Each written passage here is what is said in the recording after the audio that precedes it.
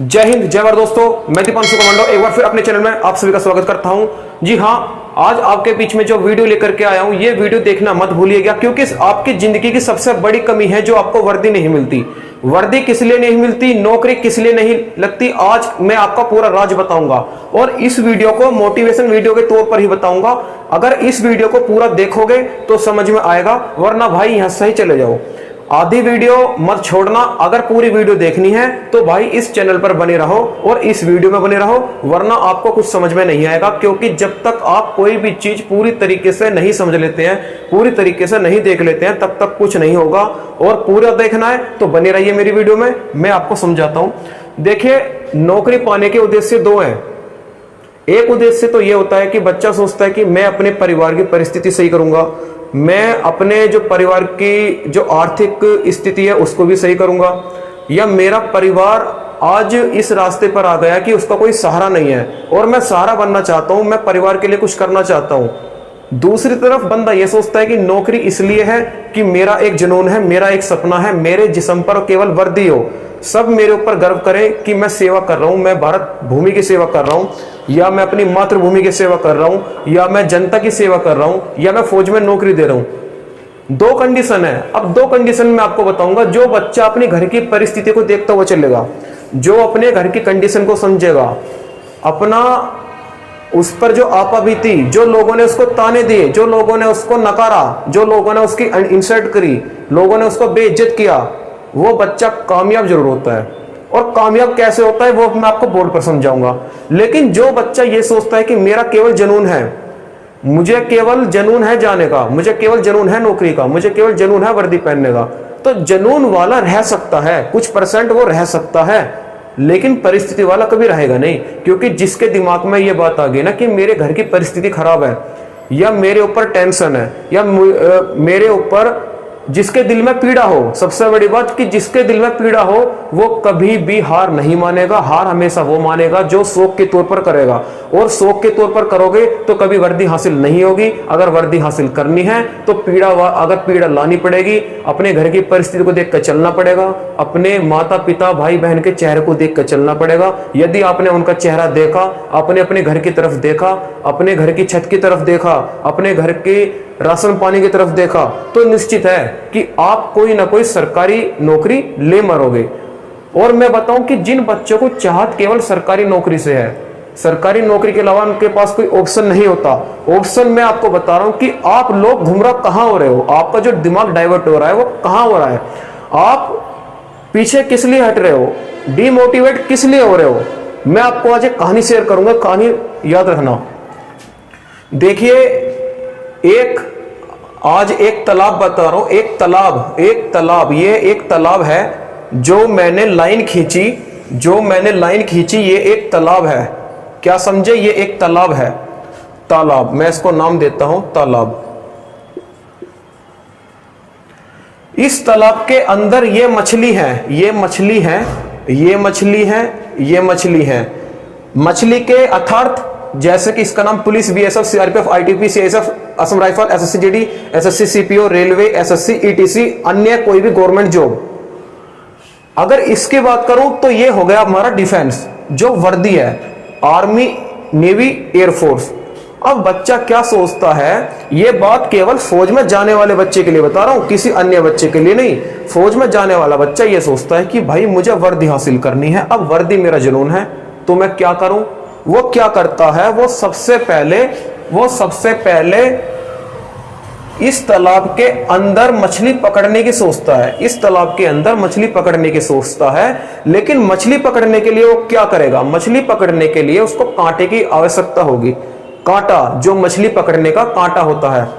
अब यहां मछुआरे हैं, ये मछुआरे हैं, मछुआरे का मतलब हम मछुआरे हैं, ये रे। अब हम मछली पकड़ना चाहते हैं, मछली पकड़ने का मतलब हम इनमें से कोई ना कोई नौकरी पकड़ना चाहते हैं कि हमारे हाथ कोई सी भी नौकरी लग जाए, या फिर हमारे हाथ ये वाली बड़ी मछली लग जाए, या हमारे पास ये वाली मछली हाथ लग जाए। यानी कि नौकरी भी है और मछली भी है।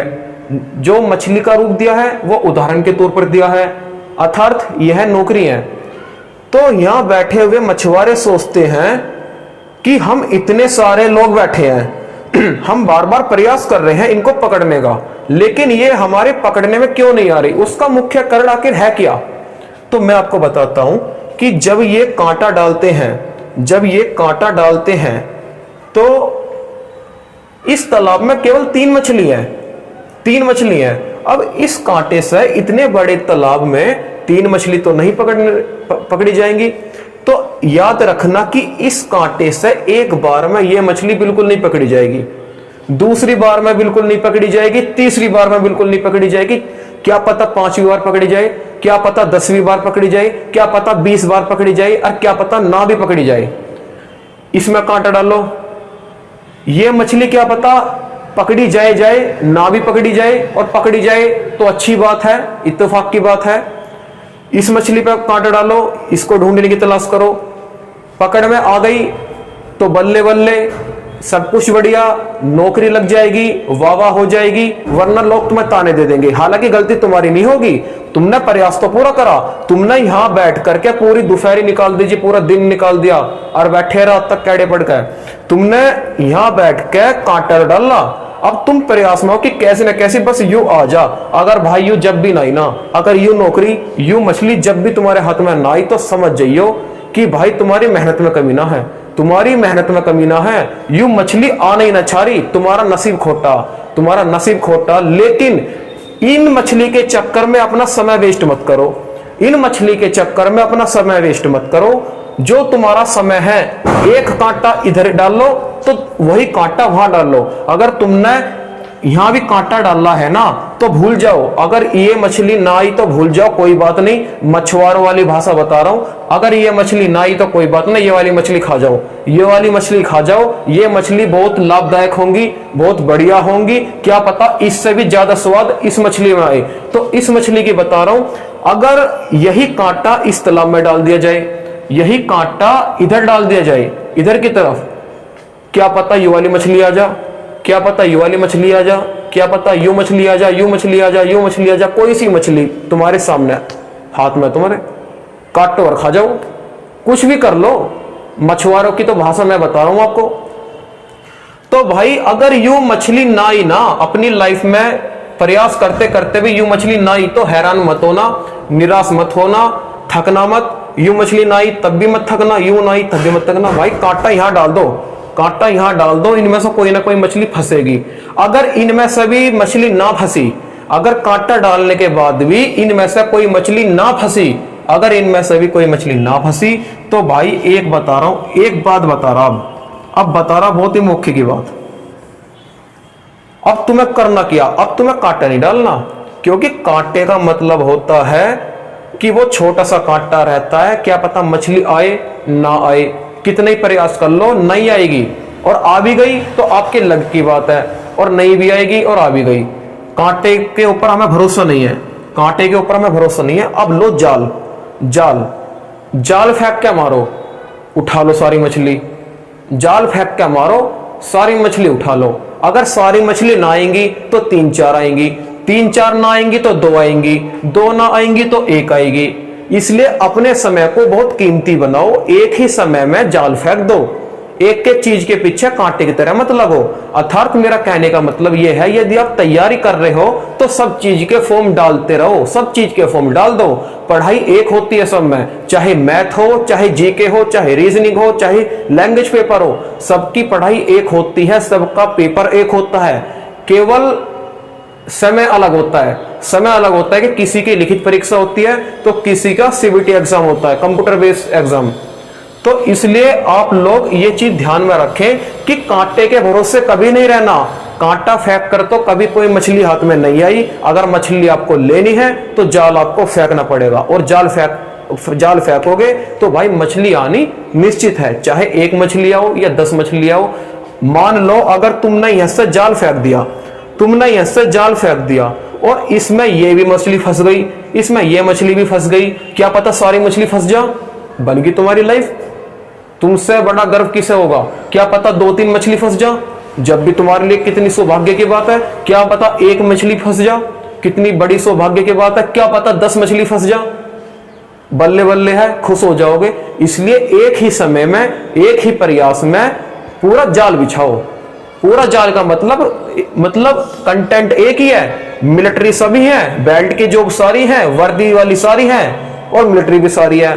लेकिन ऐसा मत करो कि मैं आर्मी से रह गया तो बीएसएफ में क्या करूं, बीएसएफ से रह गया तो सीआरपीएफ में क्या करूं। नहीं भाई, सब एक है, बस लगा रहे। फिजिकल वही होगा, पेपर वही होगा और मेडिकल वही होगा।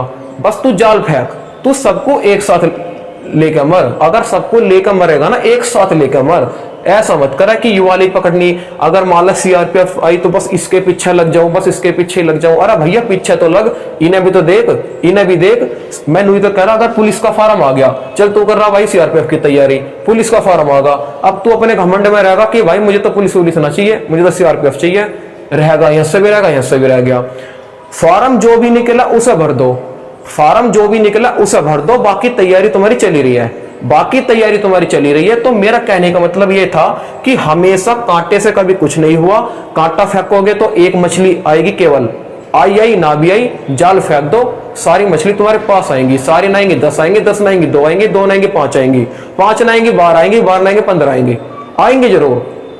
तो एक ही समय में, एक ही प्रयास में, एक ही मेहनत में, एक ही कंटेंट पे और एक ही पढ़ाई पर जाल फेंक दो, कुछ ना कुछ आपको हासिल हो जाएगा और आपका सपना साकार हो जाएगा।